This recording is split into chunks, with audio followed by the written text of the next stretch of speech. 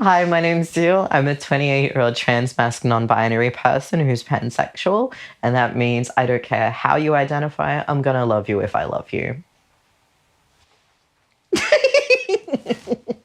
I know it's corny, but it's true.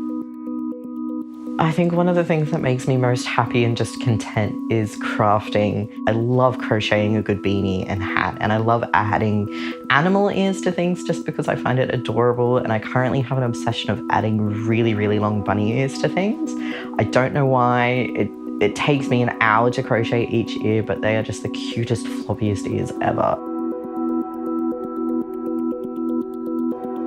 Gender to me is literally the quote from Doctor Who, wibbly wobbly timey-wimey. I don't really identify with any gender, just sort of wibbly wobbly in the middle somewhere. I grew up in a pretty small town called Harrington to begin with, and then Laurieton, which is just south of Port Macquarie, you know, a nice little country coastal town. When I was a kid, I knew I was different. I knew I wasn't a girl. I sort of became famous in my school for the quote, "I am a boy trapped inside a girl's body." I don't think I knew what trans specifically was back then. And I think as I got older and was able to experience more language and other people as well who had similar experiences, it definitely felt right to be called trans. I think growing up as a queer person in a small town can be a little bit scary. I think mainly just because you don't know how to express yourself because everyone is a little bit more hidden. So I moved to Sydney just after I turned 18 or 19, and I think the best experience for me was finding other people that were like me, finding queer people, finding people that were accepting and allies, and just being able to express who I was and not feel the need to hide any of it. I think acceptance is definitely a big part of finding out who you are. It took me a very long time to actually accept that I was trans and non-binary.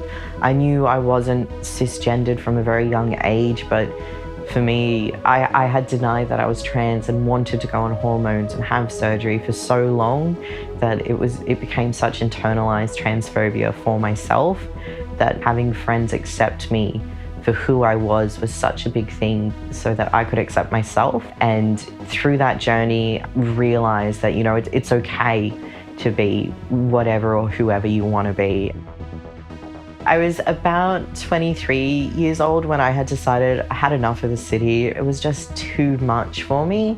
I'm definitely a country bumpkin at heart. I grew up in the country. I grew up running around barefoot in the mud. I always dreamed of owning a farm or a property and turning it into an animal rescue, and I still intend to do it one day when I win the lotto.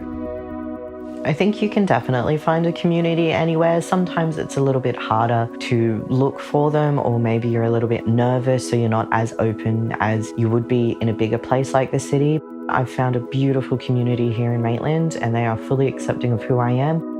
I think country towns are a lot more accepting and inviting and a lot more community-based than people realise.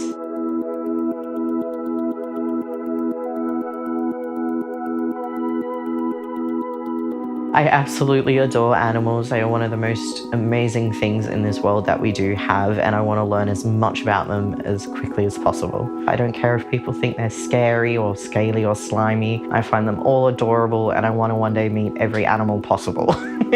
So I'm currently studying to be a veterinarian nurse, and I was actually really surprised that there's a number of queer people within my class of maybe only 15 students. Campus is absolutely beautiful. It's set sort of almost in the middle of the bush. We're surrounded by trees, and we get to see kangaroos when they're sort of waking up. All the teachers are so supportive, and they're so encouraging of me to continue my studies, even though they're aware that I will have top surgery and need a month off to heal.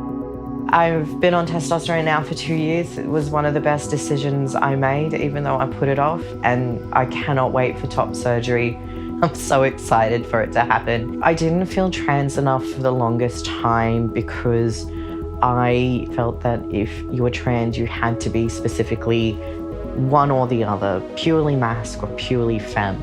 But after, almost 10 years of wanting and researching the surgery, it's finally happening, and I am trans enough to get this done.